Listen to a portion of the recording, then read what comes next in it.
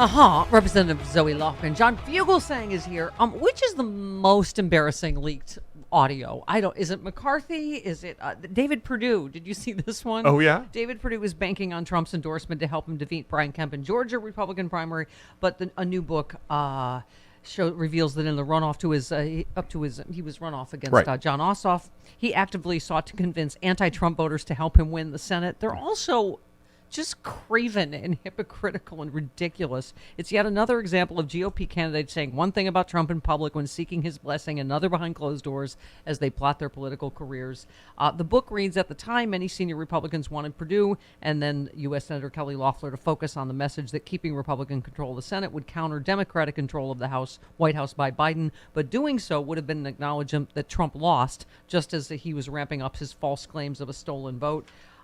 So Perdue Perdue says on the tape, and we believe, again, going back to this, not only libertarians, but there are people who voted in an anti-Trump way, voted for Biden, and then voted down that list that we think may come back to us in this plea for a split government. Oh, my God. So now he's up there in the debate this week saying this was a stolen election, blah, blah, blah. They all know it wasn't a stolen election, all of them.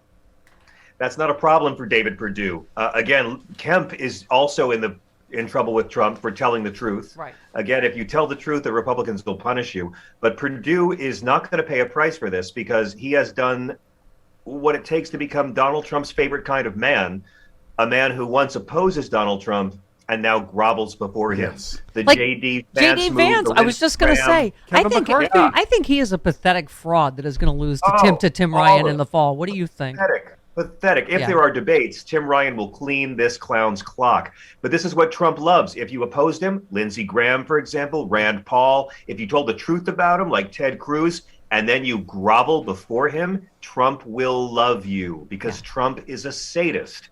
And that's how he operates. Yeah. Donald Trump is aging like fine milk. You're right, John. Like the more you degrade yourself, almost the more anti-extreme Trump you are, the more you subjugate yourself. Yep. You know, the more sadistic pleasure. Look at Ben Shapiro. Look at Ben Shapiro, these groveling little supplicants who once told the truth about Trump and then realized, you know what? Maybe instead of calling out the bully, we'll be better off if we join the bully and bully alongside of him. Yeah. And that's the whole mentality. That's how you know they are weak men. And it's not going to end well for any of them. Yep. Zoe Lofgren, one more. We have a lot of information about what various Republican members did to promote the plot, some from documents and some from testimony of others. But we would like to hear from the members of Congress themselves. Some things we can find out from what they said publicly or did or issued statements publicly, but we're going to try and get a coherent and truthful picture for the American public. Well, you won't get any one of that from the Republicans, but maybe we'll get it anyway. One last one. Some of the DOJ filings are give us new information.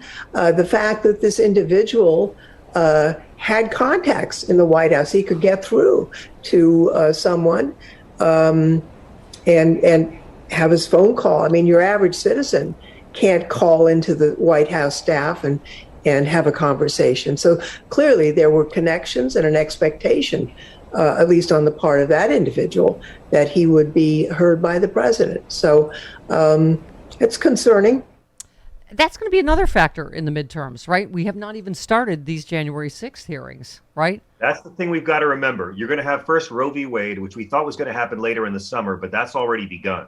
And that's going to motivate a lot of people who are still tired from voting 2 years ago to get activated. Then you're going to have the mini series of the summer of the January 6th hearings. And then, look, I don't want to make any more predictions on this show, for God's sakes, but in August, the pause on student loan debt forgiveness will expire. And I predict Joe Biden will do the moral and the political thing, which is to say also the moral thing.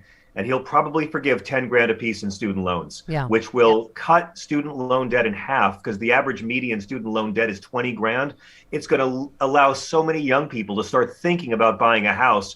And it's going to be politically savvy to do it right before the midterms. So The Democrats do And by have a the way, strategy. This doesn't look like it. As I keep saying, it's going to help our economy. And it just, Totally. why be a bag of D's, no matter what your experience is with the student debt or not, to help these kids get ahead? I mean, I know kids like Sean that, worked here. It is impossible to buy a house these days. Yeah. That things have changed since we went to college. Like, their college debt and the price of housing and inflation right now. I mean, really? Do you just want none of these kids to ever be able to get ahead or or buy a house?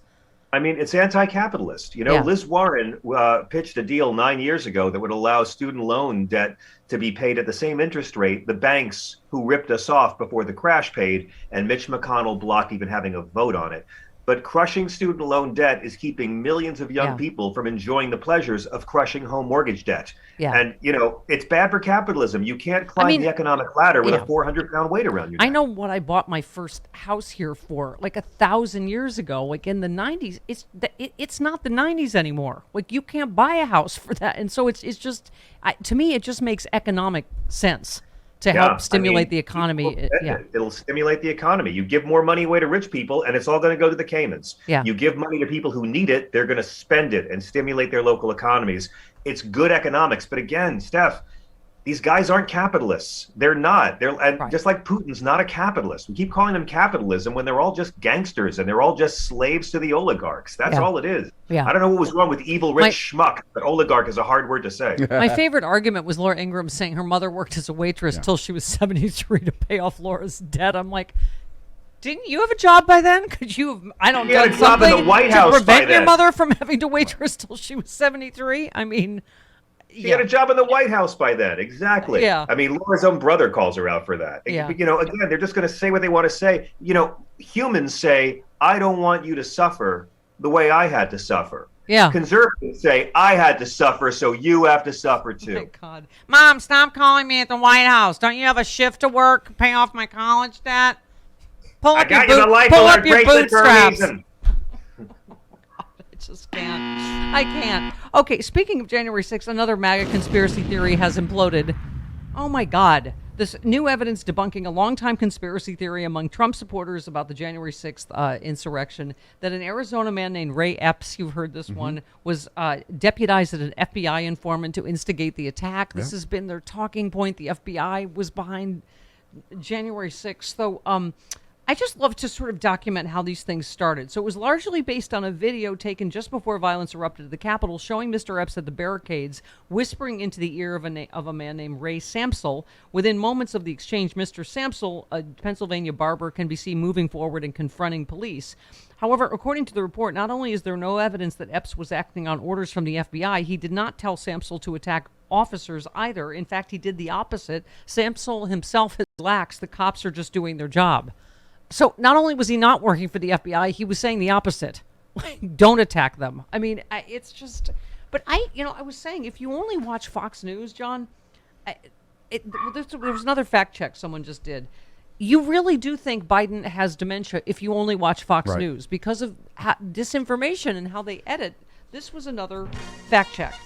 Did the White House physician call for Biden's resignation? Viral Facebook post. White House physician demands Biden's immediate resignation following his obvious cognitive decline. PolitiFact's ruling false. Here's why. Misinformers frequently share video clips of President Biden with his actions or comments taken out of context, implying that he shakes hands with thin air or portraying him as confused. Now a social media post falsely suggests someone with official access to Biden's medical information is calling for him to resign. The current White House physician, Dr. Kevin O'Connor, said in November Biden is fit to carry out his duties. They were talking about something crazy Ronnie Jackson said, who was Trump's crazy, what do you call it, doctor who got fired for, I don't even know what, drinking on the job, handing out pills.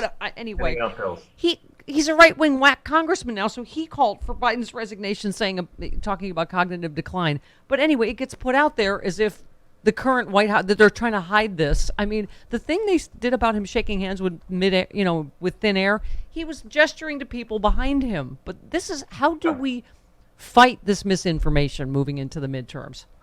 We only can fight it by getting people to vote, because the people in the bubble are never going to know when the lies are corrected.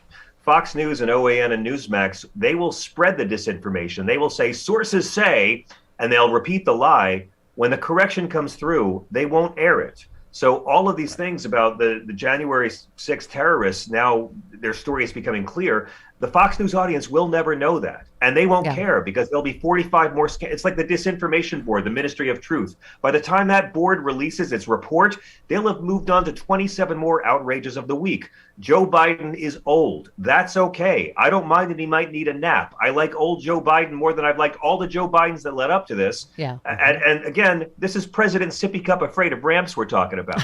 This is the president who was bragging he passed a dementia test, which is pretty much his way of telling us all, they made you take a dementia test. I saw Biden on stage the other night, and he killed it. Yeah. And he was having a great time, and Trump doesn't have the manhood to show up to that dinner. And you know what? Fox News viewers will never know it. And we, at the same night, we did another episode of WTF Donnie, because you can't understand what he's saying.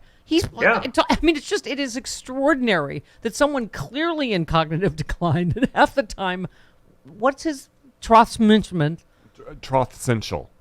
Yeah. What he called his own social media thing. I mean, yeah. Yeah, J.D. Mandel told me about that. Exactly. Thank you. He doesn't even know who he's promoting. Okay. Essential. Exactly.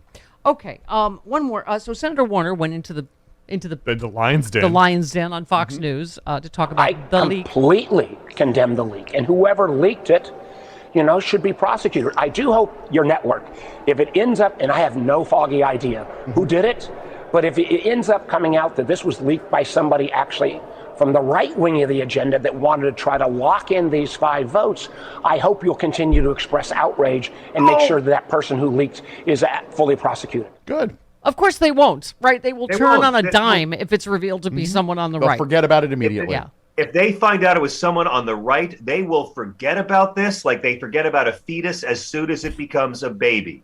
But keep in mind also, it's not illegal. No one's going to go to jail for it. They'll get fired for it. There will be no prosecutions. This is all hissy fit hysteria. It's all misdirect from the contents of the leak. By the way, further evidence this Republican Party is moved off the charts to the right. The Democrats have not moved to the left. Senator Romney said he believes Trump is all but a cinch to win the Republican nomination if he wants it. He said, I don't delude myself into thinking I have a big swath of the Republican Party. It's hard to imagine anything that would derail his support. So if he wants to become the nominee in 24, I think he's very likely to achieve that. Here was the sad part. This is according to a new book. He regularly wears hats while he's out and about in Palm Beach, where he has a vacation home in an effort to not to be recognized by MAGA fans. They write in the book, if he were recognized by Trump supporters, there's a good chance he would be harassed. So Mitt Romney, Greta Garbo, running around Palm Beach in various hats to try to hide from his own party. That's not the sad part. The sad part is Donald Trump made Mitt Romney look like a good guy. That's the sad part.